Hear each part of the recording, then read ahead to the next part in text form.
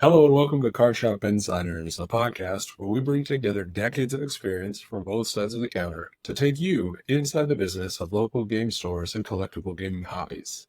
I'm Noah, and I play games, lots of them. Hi, I'm John, and I'm Noah's co-host right here. I own the damn store, and I don't know what the hell he's doing. Go ahead, Noah, keep going. Well, let's go ahead and jump in this week, John. We like to start off the podcast with a discussion of timely news interests. I've got one news article to start with before we jump into talking about game news. This article, I found it on PokeBeach.com, which is a Pokemon TCG website that has news and other information. And in this article, the headline was Target Stores Cracking Down on TCG Scalpers. And the point of the article says that Target has apparently updated their policies for stores to say that Target reserves the right to prohibit purchases of any merchandise to resellers. Resellers are defined as a company or individual that purchases goods with the intention of selling them rather than using them. This includes individuals that exhibit behaviors such as pack searching or weighing. So, according to the article, they've had a history at Target of trying to cut down on scalpers and people that are trying to resell specifically trading cards. But I think this is a large targeted effort at people that are going and getting things like Pokemon TCG or Lorcana TCG and trying to resell it on the internet for premium pricing. I know you and I had a conversation this week about availability in the big box stores. Mm-hmm. And I've seen on Twitter pictures that big box stores are getting tons of product that aren't available to you through regular distribution. And I thought maybe we could talk a little bit about what you think this Target policy might mean for local stores and how you feel as a local store owner that Target's even got 4 times as much of some products that you got. Well, naturally, it pisses me off because, as you mentioned, they got, would you say those new things, not the troves, but the Illuminator's Quest. I was allocated 4. How many went out on Target? A dozen? I mean, I've seen pictures of stores that have a dozen or more. And that's on the shelves. That's ridiculous. And we're the ones that are propagating the game. We're running the events for Ravensburger. And I feel it's a slap in the face for us. But it's not going to keep people from buying from Target. They're going to get around it. I mean, Target tried it with that pink, whatever the hell it was, a Yeti or thermos. It was a special edition one, and they went crazy trying to keep it under wraps. It's going to happen. People are going to get their brother and their uncles and their kids, and they're all going to buy one. It's a fiasco.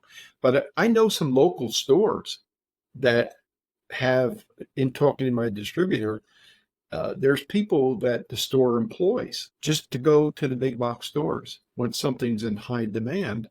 And they buy them. Some of the local stores do that. They have shoppers, and they go in there, wipe Target out, and they wipe Walmart out. They bring it into the retail store, jack up the price, and sell it there. I mean, it happens all the time. It's entrepreneurship at its best, or worse. Well, I mean, I think that's the key to it is that it is entrepreneurship and capitalism, right? They can buy something, and they can resell it for a higher price. Target, Walmart, Best Buy, these are big stores. They're setting nationwide pricing policies. They get stuff, they list it for MSRP. It turns out that there's some scarcity, particularly in some of the parts of the country with big gaming communities, which means that secondary marketplaces like TCG Player and eBay can take advantage of that situation, list the product for a higher price, and it sells. We started this conversation last week about the Modern Horizons decks. They're selling on the internet for hundreds of dollars more than what they should be, Right. At least in a local store. And that's because there's demand and people are paying for it. But, the ridiculous part about it, and we're going to talk about allocations again, that has to deal with metrics.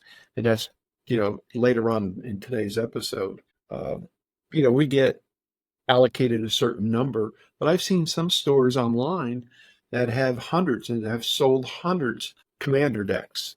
And I was allocated 3 or 4 commander decks. It's ridiculous. I'm sure you would love to sell hundreds of that product. I would, but I don't have the customer base to do so. And I realize that I'm in a small market, and there's a lot of bigger stores around me, plus some of the big box stores that are getting this product. So I know how many I'm going to get will sell to my regular customers. And again, that's from years of experience, and I don't overbuy, especially with something this expensive. Well, I just think I remember when Lurkana released last year, people were like staking out Walmarts and Targets and things. I think I told you I was at Walmart to pick up some stuff for my household, and there was this lady standing with a bunch of kids all lined up on the wall while they were unloading the boxes onto the shelves for the Lorcana stuff. I remember that. I thought it was pretty funny because they were there when I went into the store, and then I shopped for like 40 minutes, and they were still waiting for them to finish. This reminds me when I first got into business selling Beanie Babies at the flea market. Now, UPS trucks were getting hijacked. Their shipments were getting hijacked. People would follow the UPS driver around from store to store to store, knowing damn well that they were going to get their delivery of Beanie Babies that day. And they would go in and they would wipe out the store and then turn around and sell them at the flea market. And the reason I know it's because I did it too. When I first got started, I hit up the Cracker Barrel. I got my stepson up at 5:30 in the morning. He said, "Come on, we're going to Cracker Barrel. You want to make some money to buy a car? Well, then this is how you're going to earn it." And that's what we did. We bought it wherever we could. Yeah, well, I remember my parents, they still have quite a collection of VDs, I think, but we used to stop at this one hole in the wall store on the way to my grandparents' house down on the coast. Mhm. And we would pull in, and it was like some thrift store or something that was just on the side of the little town road. And you go in, and they're piled up to the roof with like there's junk toys and stuff. And then they have this pristine display of Beanie Babies that we would go in and buy whatever mom and dad were looking for at that time. But Yeah. we didn't follow the UPS truck. I used to have somebody from Canada that used to ship them down to me. Yeah, it was crazy back then. I mean, I've got a lot of stories about that. And I had a doctor's wife in Illinois. Her name was Denise, and I still, message her once in a while.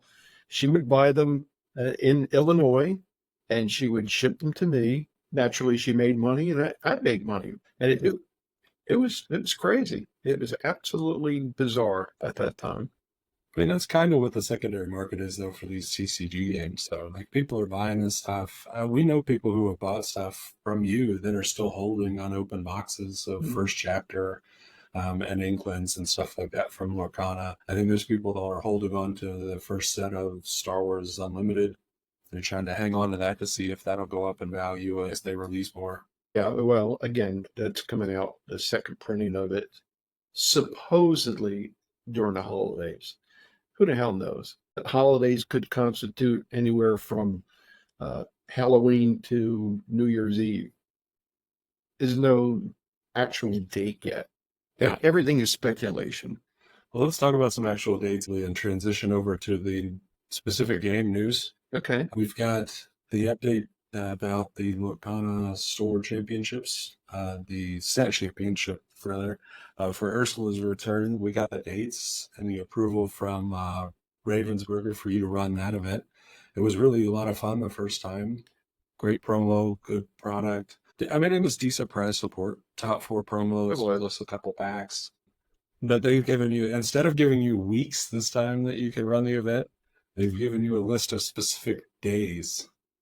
In July. All in July. In July, starting with 4th of July weekend, if you see that, which is ridiculous. Yeah, we got July 6 and 7, July 13, 14, 20, 21, 27, and 28. So it's basically any Saturday or Sunday in July, you can run your tournament. Well, it's because they're doing that, it's going to be tough to schedule it with other stores, because I know some of the other stores have jumped the gun and they've scheduled it already, even though, it's online. Some of the bigger stores, they didn't want to miss the boat, so they're trying to, say to their customers, "Hey, I schedule this event, in advance. The guy down the street hasn't scheduled his yet." It's a game. I mean, it really is a game. So we have to figure out the best day for us. And that's what I'm going to do this week. What do we have until June something, rather? Up on Melee? Yeah, it's got to be up by the 24th. I don't know why they use Melee. Well, we can go back and talk about Melee more in the news. How did it work in Chicago? Well, so Lurkana updates continuing. They had Chicago. Oh, this last weekend.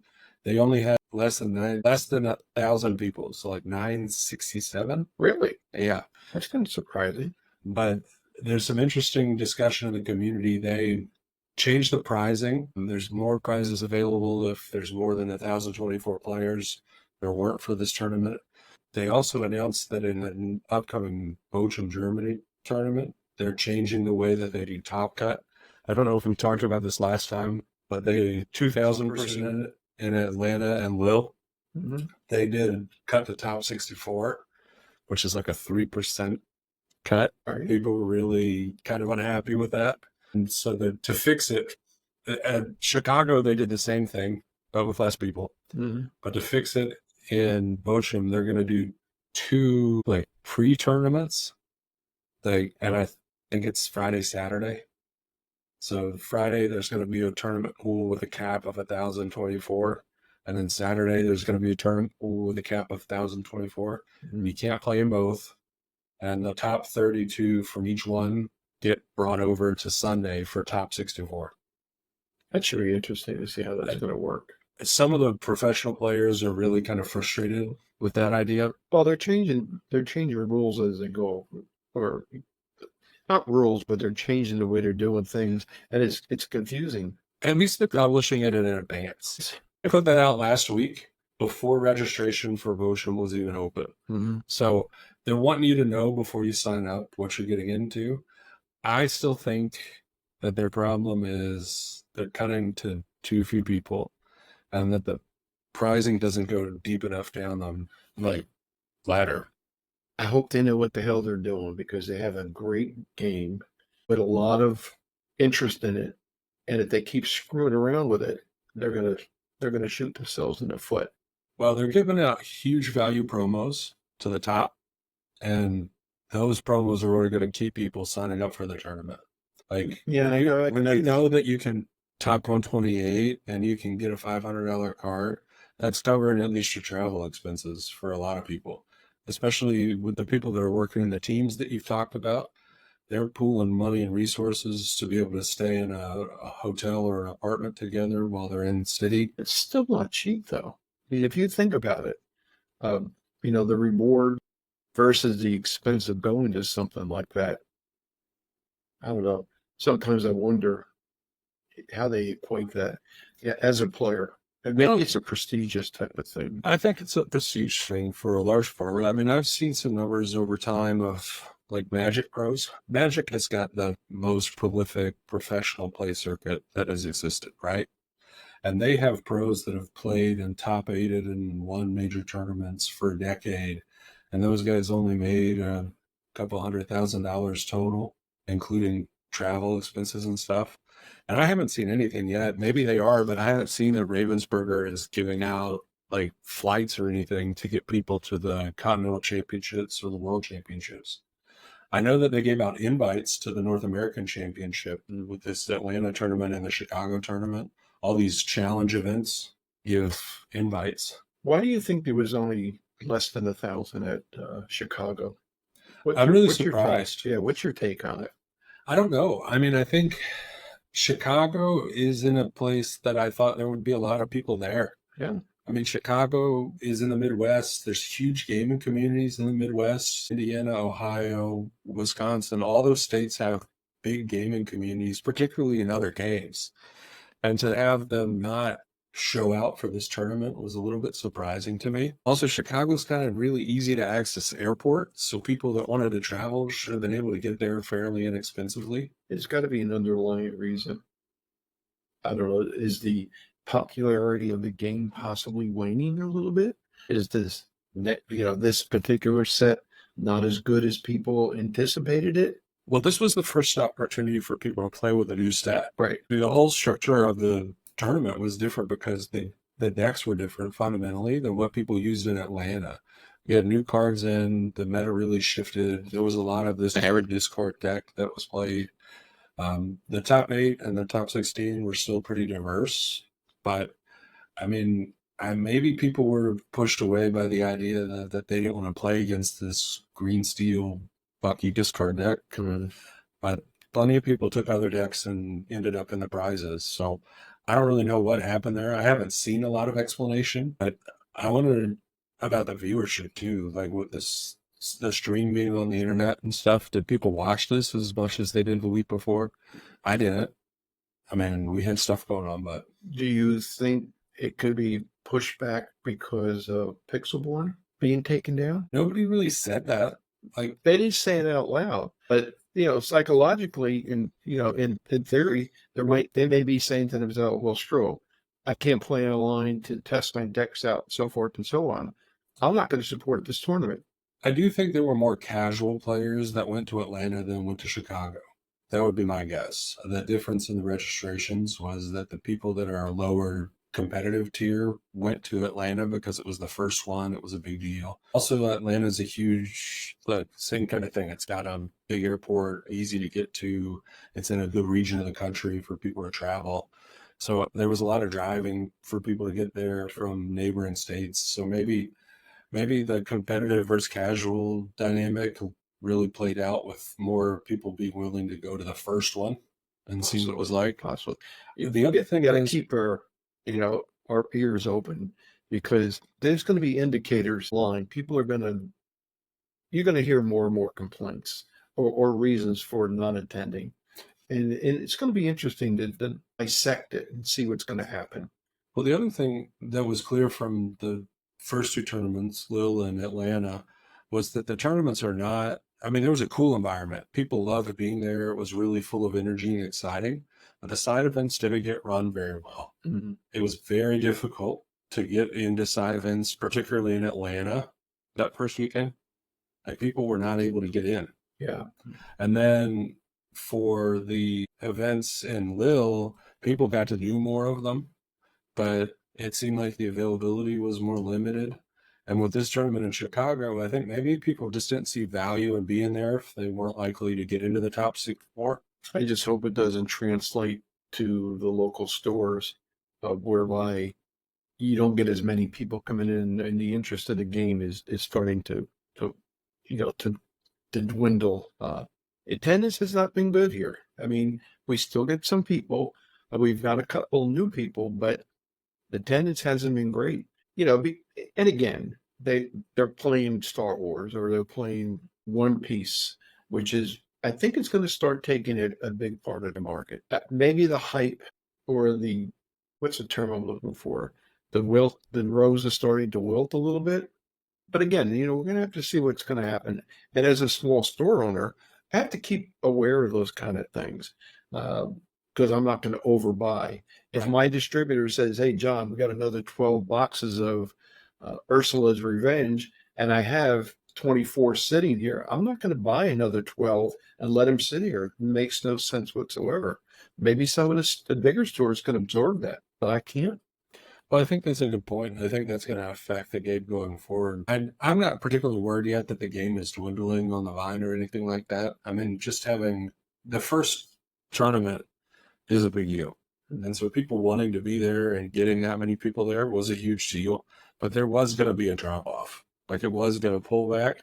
The fact that it pulled back by more than half is kind of shocking. Yeah, I agree. I didn't realize it was that bad, because I didn't pay attention to it. I didn't realize the numbers until I was looking at some of the results and stuff today. Interesting. That's very interesting. Well, let's talk about a couple of the other things in the news that we've got, and then we can jump over to talk about our main topic for today.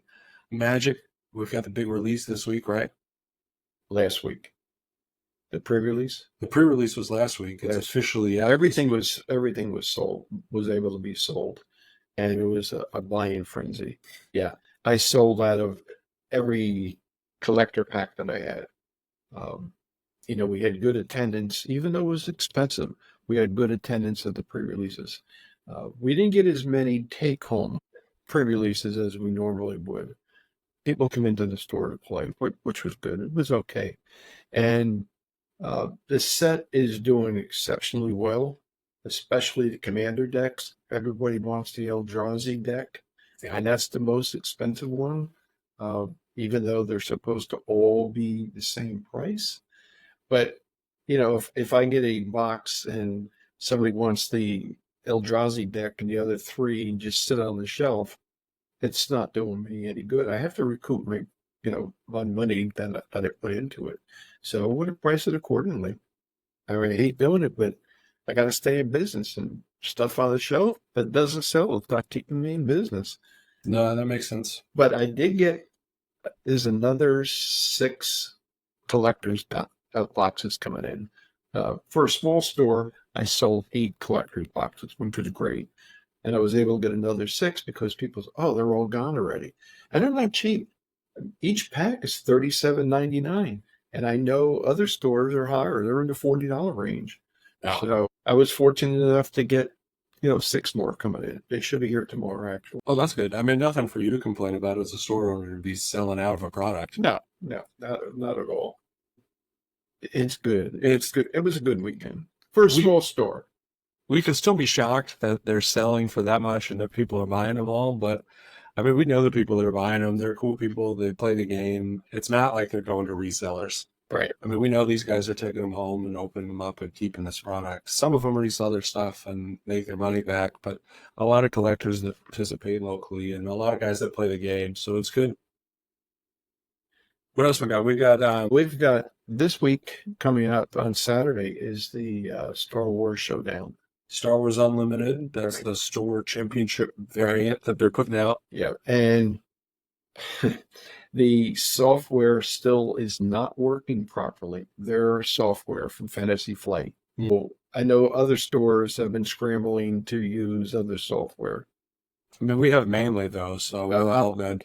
I looked at Melee, and Melee's a pain in the ass, and I'm not doing it unless I absolutely have to. But I found another one that another store uses. It's called topdeck.gg, and I set up an account. It wasn't free. It cost me $120. That's an unexpected cost, but it's for the year, and I can use it to run, some of my tournaments and report it that way. Now, I have to concurrently use the Fantasy Flight software also, even though the software sucks and doesn't do the pairings right. I have to have the numbers to be able to report into Fantasy Flight, which will equate to how many promos and product that I get with the next set. So, yeah, I've got to use it. Well, we need the next set, John, so let's make sure we got our numbers. Well, I think I told you, my sales rep, he put down 72 boxes. Yes. No, we're not getting 72. Yes. No, we're not getting even close to it, because when I talked to him yesterday, I said, what the hell did you do? Put down 72. He said, well, I just threw it out there. He said, of course you're going to be allocated. And he said, we don't have the allocations. They may be up today. He said they were supposed to do it, but I may get 36 allocated to me. I don't know. I haven't decided. I haven't looked at it yet to see what it is, but it's not going to be 72. They'll all sell again. Oh, they'll all sell, yeah. I know you can't buy them all because your wife will have a fit. I'm a responsible hobbyist. I never buy them all, John. Does she listen to these podcasts? John, we're speaking in vagaries intentionally here. God. I'm going to get me in trouble. I know, wouldn't you? You want to do this podcast with no co-hosts? No, I'm not going to say anything. Say a word. The spoilers for that set look really cool, though. I think there's a lot of hype for that game going forward. I've heard a lot of good tournament reports for people that have played in the store championships around the country so far. Mm-hmm. There's been a lot of diversity in decks that are posted as store championship winners. And I think it's pretty healthy. It's exciting. I'm a Star Wars nerd, though, and just loving the idea of what's coming out in the new set and the plans that they have going forward. The other thing, though, and one thing that they're doing a lot different with Fantasy Flight than what is going on with Ravensburger or Lorcana and with some of the other new games that are out, Fantasy Flight's social media team is working their butts off. They've got weekly broadcasts that they're doing. They're curated and well streamed, and they're showing spoilers, that are doing gameplay, and they're talking mechanics. They're not doing that with these other games. And it really, I think, makes the community kind of galvanize together. We talked before people been invited to Minnesota to go to the FFG and to play the game and stuff. And they took small content creators, big content creators. They're really hoping to use the internet to leverage community and keep this game going. So It's good. It's good. hopefully they have a digital client coming out soon too. Well, what I like about Star Wars is you can't get it in Target. You can't get it in Walmart, at least not right now. And I believe they're starting to follow the model that Flesh and Blood did. Why not making it available to the big box stores? Hey, Flesh and Blood it's a different story right now because they're expanding into different markets overseas and things like that. So I think Star Wars is going to continue to do well if they keep it exclusive and they keep sending out good stuff and good, incentives with, with promos and things like that, they're going to continue to grow the game. Yeah, I think so. I think their promo game could be a little bit better. The art on the Disney ones is way cooler than the ones that are on the Star Wars ones so far, but they're doing something. So they've got a little bit of a variance on the borders, and they've got some alternate art stuff, and there's definitely huge rarity to the premium finishes in that game. That would be my only criticism of that game at all, is that the premium finishes on those cards, the hyperspace foil variants, are so rare. And I think that people really don't understand that still in the general market, that a hyperspace foil card, even a common one, is worth so much more than what it's currently going for, because they're going to become even more scarce. Yeah, I agree. What else do we got in terms of games? Yu-Gi-Oh! Anything big coming out this week or next? Yeah, just the new OTS 25 packets come out. So I just got those in, and they can be given out as prizes starting tomorrow, June 12th. On Wednesday is your normal Yu-Gi-Oh! So you got people that are going to be here to get those. They've already asked about it. They were here on Sunday. Whoever was here, because a lot of them went to the regional that they had in Hickory. But we still got enough people to come in. And naturally, they asked about it. I said, I have them, but I can't distribute them yet. Good. What other stuff we got? You said you got some One Piece coming in. Is that coming? Supposedly the middle of this month. It's a reprint of set 5, and there's going to be a reprint of set 6 and set 7, and they're going to be coming out next month. Now, sitting at my distributor, I already have the tournament kits. I told just to wait to send them out when the product comes in, because I'm not paying separate shipping for them. It makes no sense. And hopefully I'm going to get it. Hopefully I'll get the product this month. Good.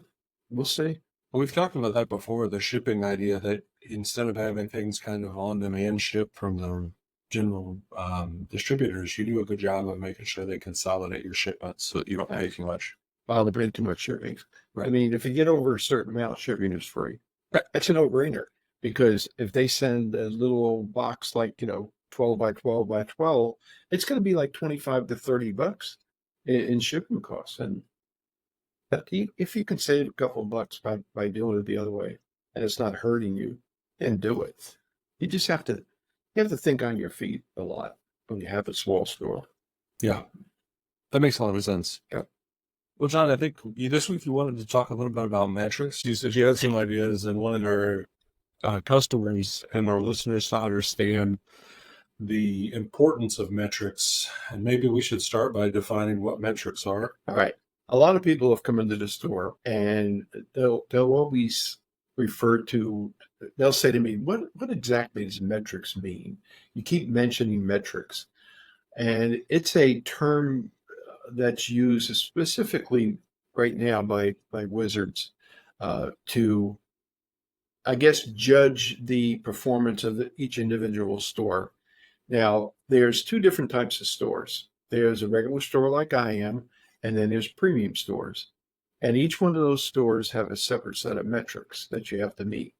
The funny part about it is I meet the metrics right now for a premium store if I wanted to. So, and I'm going to read it because it's a little confusing. Let me see. Encourage players to sign up for events with their individual Wizards accounts using the Magic the Gathering companion app. It streamlines the process For both you and them, and over time help you grow repeat play. You're engaged players. It's just another way for Wizards to play Big Brother, to keep track of what goes on in your store. And there's specific metrics that you have to meet in order to stay as a Wizard store. In my newsletter, I put out the codes each week. When I set up a tournament for each week, there's a specific code that a customer, when he plays in the event or he takes home a pre-release kit for at-home play, has to put in. And these all get sent into Wizards. And that's how they determine how many promos and what your allocations are going to be through the distributors. They use these metrics. There are these numbers that you put in. Now, we're going to read about the metrics. It says all WPN members, which is Wizards Play Network, must meet a baseline metric requirement to remain part of the network. Currently, the minimum requirements are 250 tickets and 5 engaged players annually. That means your store must host events with a minimum of about 5 players per week on average. We far exceed that.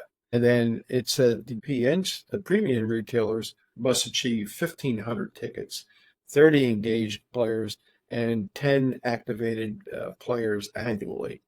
And then it's every year on November. I guess it's November 1st. They look at it and they start over again for the next year. And people, looking at it and say, "What the hell is engaged players and so forth and so on mean?" All right. What are play metrics? Your play metrics are data collected and used by the WPN team to help track the growth of your in-store play. All Magic events reported through Wizards event link, including webcam and at-home events, will count towards play metrics, tickets, engaged players, and activated players.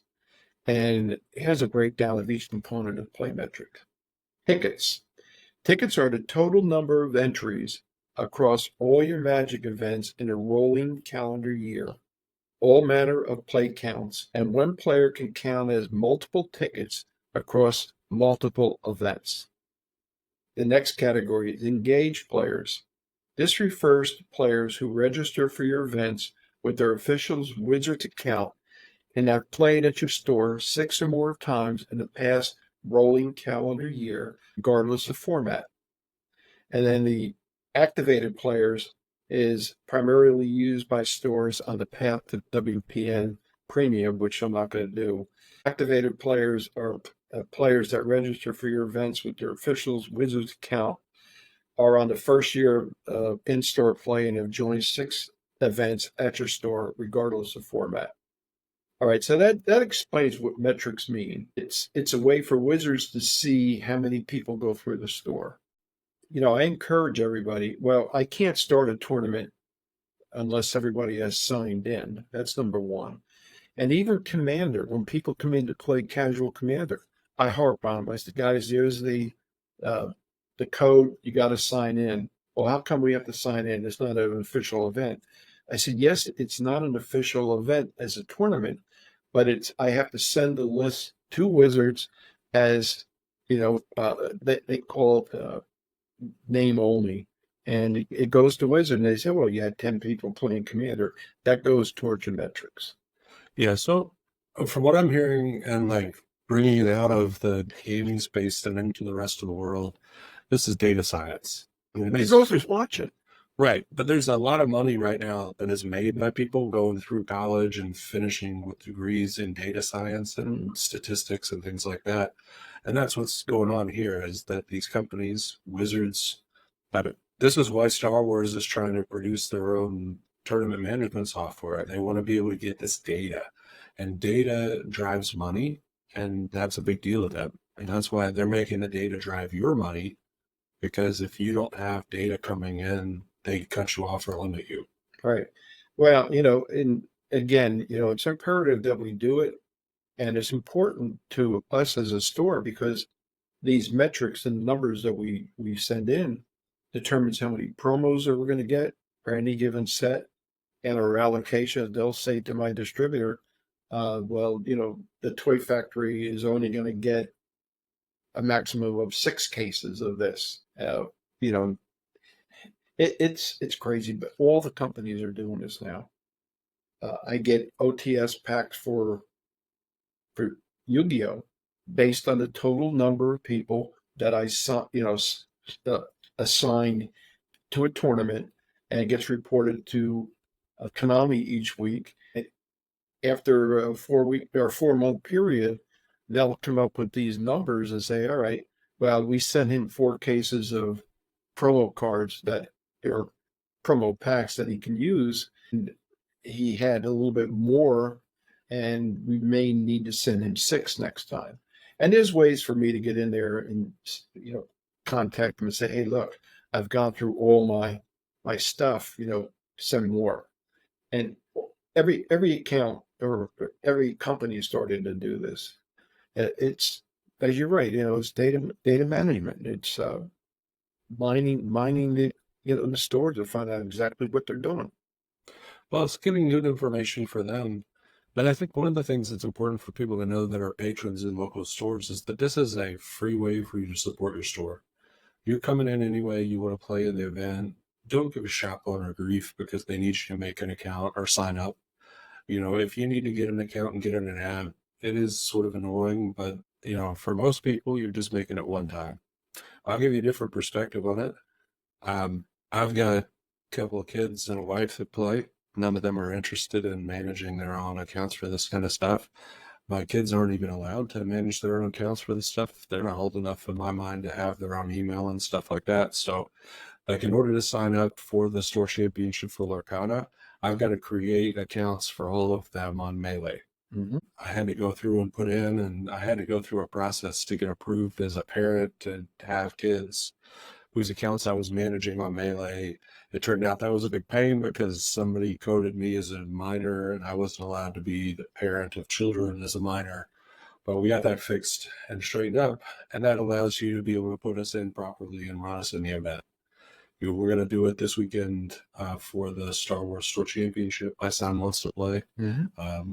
So he's going to have his own account to be able to sign up and sign in. He's got to have his own account for Fantasy Flight.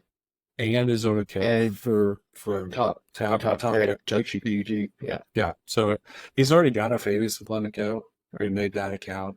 But we were going to add the Top Deck account, and we just do that. I usually have my sub-addressing on my email. I don't know if you're familiar with that process at all, but you do like your email, like I like to play games, and that yahoo.com. And then if you want to do a sub-address, you do I like to play games, and you do the plus sign. Yeah, I'm like pay grade. Oh, well. Yeah. You don't have any. I don't know what the hell you're talking about, tell you the truth. No? No. I wasn't really paying attention to you. You lost me. That's all right. I just know that it's a pain as a parent to have to manage for this stuff. And I think about when I was a kid and I started playing Star Wars CCG, and I didn't have an email address that I could give, and somehow I got signed up. We would go, I would play. My parents dropped me off out in front of a building on college campus, and they were like, meet us back right here in 3.5 hours, or you get left. I actually have some customers that still have flip phones, and they cannot set up an account. Won't do it on the flip phone. And I put them in with their email because they got home on a computer and do it. But, their results can't be reported on the flip phone. Now, I have another customer who brings his son in, and for some reason he can't get him an account. I don't know what the hell's going on with that. So when I put his son in to the tournament, his name or his existence does not count toward the metros, even though he's playing in the tournament. So if you're not part of the WPN and signed in and got an account with Wizards, you don't count. And again, it's a free way for you to support your store. Making sure that you are getting recorded as a participant can make a big difference. If you're playing in 12 events over the course of the year, that's 12 more events that could be, a quarter of the events the store runs for that tournament or for that product. And if you get added to that, a quarter of the time, that can make a big difference for allocations. Yeah. And I think that's the thing that we've talked about before.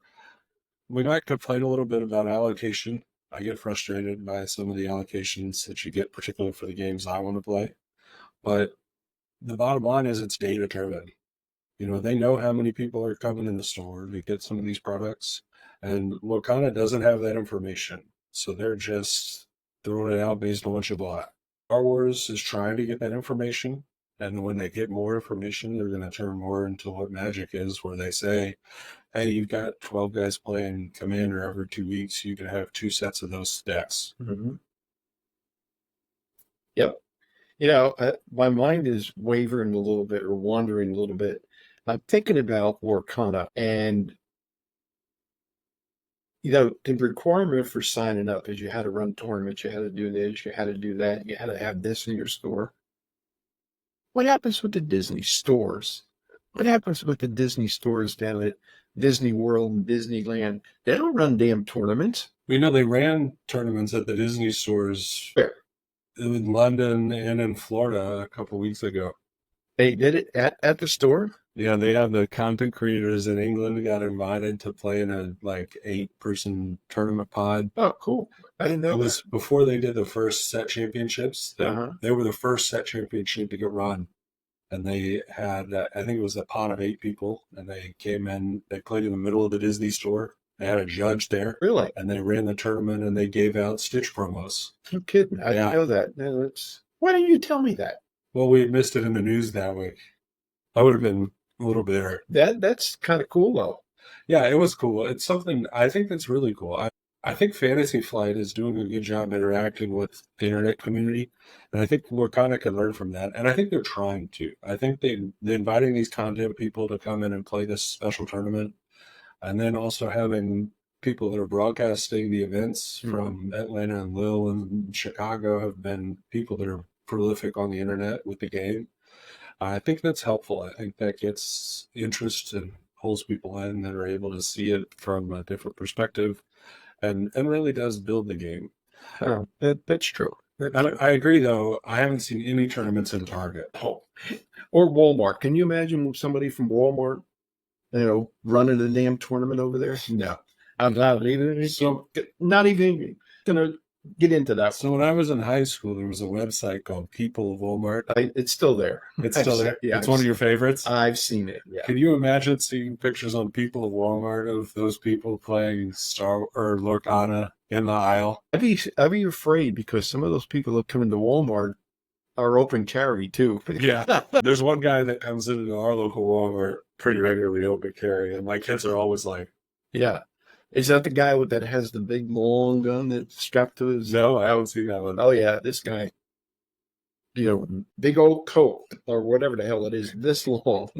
No, this is a little cannonball-shaped guy. Oh, okay. He's like 5 foot nothing and round, melter in the store. Classic Wild West. Oh, that's cool. Stay the hell away from him. Well, can I tell you about the guy at Target? We went to Target because they had a board game sale a couple weeks ago, and a really good sale on some of the more expensive board games. And I didn't end up getting anything, but it was my excuse to go. And obviously, you don't have to coach your wife too hard to go to a Target, right? So we go to Target, and we're in there, and there's this guy who's open carrying, and he's arguing with an employee, really? Bossing the guy around, and he's like, carrying my refrigerator, do this. You're going to serve me. And I'm like, dude's got a gun, and he's being belligerent, and it's super uncomfortable. So I'm taking my side, and we're just walking away. Yeah, but you never know. No. You never know. That's the problem. You kind of trust people to be smart in public, but oftentimes... Situational awareness. That's what it is. That's true. That's true. But what else do we have about metrics? I mean, we've gone over definition of metrics. We've talked about how they're used. We've emphasized the importance of participation metrics.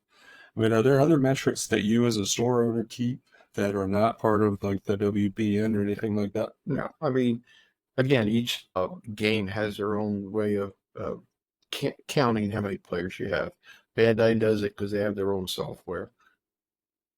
Flesh and Blood does it. And they do it through their software. Nothing that I have to do out of the ordinary.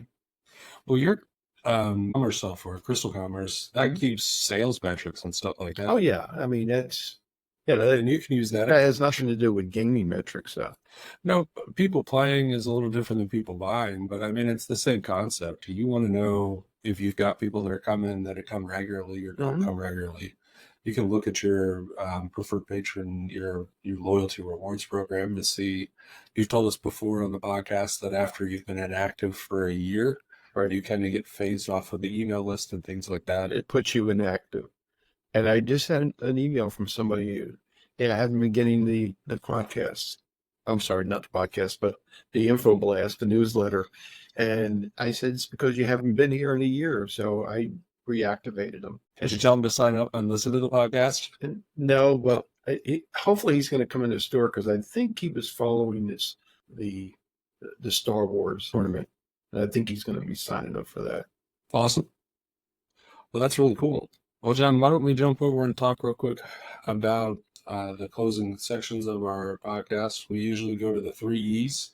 Do we want to do 3 E's today? Yeah, I got a couple of things. All right. So, folks, we transitioned over here out of the card game portion of the podcast to talk about the general population and general public that we're a part of. And in that, John and I like to share with you 3 E's where we try to educate, enlighten, and entertain you with tidbits and facts from the news and for popular culture around us. So, John, go ahead and tell us what you brought. All right, this is going to educate you today. Do you know what the dot above the letter I is called? An umlaut. Think about it. The dot above the small letter I. An I dot. No. A period. All right. How good you are at sports, old-time sports figures? Old-time sports figures? Yeah. I can tell you Babe Ruth's name. All right. Yelverton Abraham. Do you remember that name? Classic rugby player from the 1940 championship. No. YA Tittle. Remember him? From the Giants? Well, I mean, I'm familiar with the idea of the jot and the tittle from the Bible. YA Tittle. And that's what the dot above the I is. It's called a tittle. It's called a tittle? It's called a tittle. And how I knew that, because I'm always reading something. And, the caps on the, what the hell was it? I forget what it was, but it was a cap on a drink that I had the other day. And it had a fun fact on it. And that's what it says. That's what the dot over an I means. Tittle. I found it to be pretty interesting. We're jumping back over to talk about your 3 E's update here. You were explaining to us that the dot over the I is named after somebody named E. No, it's not named after him. It just happens to be that name. No, it's an ancient Hebrew character from the Hebrew alphabet, the jot and the tittle. So is that it? It is. Yeah. The tittle is the dot, apparently, and then jot is a horizontal marker that they put to emphasize different letters in the Hebrew alphabet. That's actually some biblical scripture that talks to not having any jot or tittle in this. How the hell do you know this stuff? I went to a religious college. I did too. They never taught us that. Well, I went to a Catholic university. Maybe they don't teach those kind of things. Not that week. Maybe I wasn't in class that day. Oh, dear. But that's what the tittle is. And it was on the cap of a Snapple. Snapple iced tea. You learned it off of the Snapple. A Snapple cap. I got a picture of it on my phone.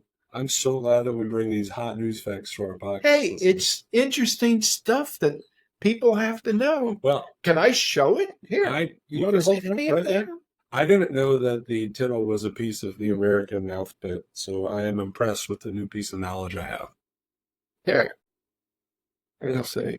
There you go. There you go. You see that? Right there. Can you see it? That's what it says. Okay? Prove it, right? I have to prove it. Sure. Well, this is like when we see famous people in public, and I tell my wife it doesn't count unless you touch them. And it is still not a restraining orders, by the way. Yeah, I'm sure. I'm sure. All right.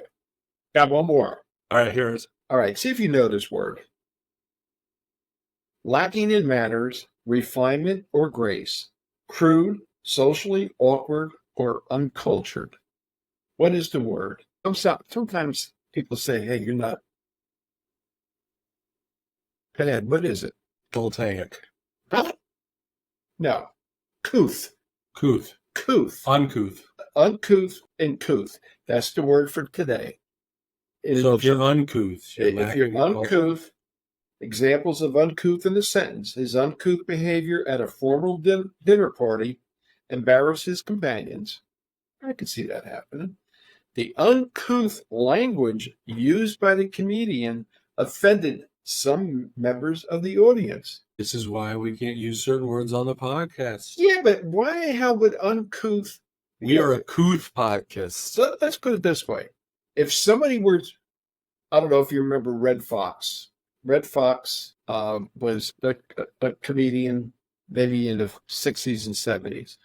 I actually met him at a casino in Las Vegas at 3 o'clock in the morning. I shook hands with him. That it counts. And he used to say 4-letter words all the time. That's what he was doing at the casino that day. You know, why, if you were going to go to a Red Fox, show, why would you be offended by it? You know damn well he's going to say it. Right. You agree? I agree. I don't think that you should go to certain types of shows if you're going to be offended by it. You know what's coming. Let the attendee beware instead of the buyer. Absolutely. I think that if you're going to choose to go consume it, you should know what's coming, and you can't have a fit because of what they said. Tough tittle. Tough tittle. All right, you got anything else? Nah, that's it for today. I got some other stuff, but we'll save it for next week. Saving it for next week. All right, if we make it to next week, apparently we're having technology problems. You're having technology problems. Well, John, I think we should note as we close out the podcast that we are up to 3 paid patrons on our Patreon account, and we have 4 followers on our Patreon total. Thank you to all of you. You can shout out their names. Should we shout them out? Yeah. I mean, actually, Ben thanked me for the other day for putting his name out there in public. He said that was really nice to put me out there as a Patreon. Ben will always be our number one patron. Right, number one. And I'm grateful for that. Me too. And I'm grateful for the feedback that he gives us. And hopefully the other folks that have joined us here on Patreon will also participate in giving feedback. Well, they have a vested interest now. That's the way I look at it. And we're working to come up with some brainstorm ideas about how to add value for them. So we're grateful to that. But our new patrons, we have been patron number 1. Right. We should give him a sticker. Number 1? Patron number 1. With a little. I gave that to Brandon. No, stop. All right. And then I've got Grant. Thank you for being a patron. And Brandon also. Those are our paid patrons. And then Logan, thank you so much for following us on Patreon. Very excited to have all of you there. We've posted a couple of questions in a section there for you to give us special Patreon feedback about the episodes. But we're pretty excited to have you guys working with us. So thank you for that. I guess we'll close it up, John. We have gotten ourselves onto more platforms, or onto platforms we used to tell everybody we're on, and now we're actually on. So you can listen to the audio podcast on Spotify, Apple Podcasts, and I believe on the Amazon. Hopefully it's on those places. It's also on YouTube. We have audio-only episodes for 7, 8, 9 are up on the YouTube. And we're going to start having video episodes, starting with episode 11, which released on the podcast platforms yesterday. Really? We've got the video about ready to go up for that, and there'll be video for today's episode as well. Did I have to dress appropriately? Well, we do have to keep our clothes on. It's okay, John. I prefer it that way. Yeah, I do too, Noah. I don't want to have to reach out and touch someone. We're not touching each other. We've got video proof of that right now. All right. If you'd like to interact with the show or have questions you'd like to see covered on future episodes, please head over to YouTube. That's the easiest place for you to share comments that we can read and follow and answer. The other place that you can do it, though, is by joining our Patreon, and you can provide direct feedback to us through Patreon. I look forward to responses from me and maybe from John. John and I can work that out. Yeah. And I appreciate the people that come into the store, giving us some tips and what they're looking for, and maybe what we should do, and maybe how to do something differently. And we're learning. I mean, we're learning as we go along, and it's kind of fun to do. Really, it's gotten to the point where it's fun now. We can laugh, and we're not as nervous as we were when we first started. We still screw up some stuff, but we're having a lot of fun doing it. We're screw up a lot of stuff. I'm also trying to make us use social media. We're at Card Shop Insiders on Instagram and Twitter. I don't do a good job posting there, but I would like to do better, and we'll figure out how to do some of that in scheduling content. It's not Twitter anymore. It's X. It's X. That's because Elon Musk put an X on it. Well, but if we go back to the 3 E's, I read an article about how good Twitter has done since he fired all those people. Really? Yeah. Like, it turns out that while he's a little bit crazy on the outside, apparently he's good at running things. That's good. I mean, he does own multiple multi-million-dollar companies, so I guess he might be good at running them. This is true. This is true. He owns at least one more than both of us. I don't know anything other than here. Yeah, me too. I don't even own it. Well, actually, I do. You do technically own the store. Well, I own the business. I rent the store. You So wait a minute. Wait, I'm not. I have a credit card payment on the last product that came in for a little over $2,000. Once I make that payment, I own everything in the store. Technically, you own everything now. You just owe money for some of it. Yeah, it's mine. Legally, again, not giving legal advice, you own it all. All right. Thank you, everybody, for joining us again for this week's episode. And next week, we'll look forward to being back with you for Behind the Counter. Yeah, thanks, guys. I appreciate you listening also.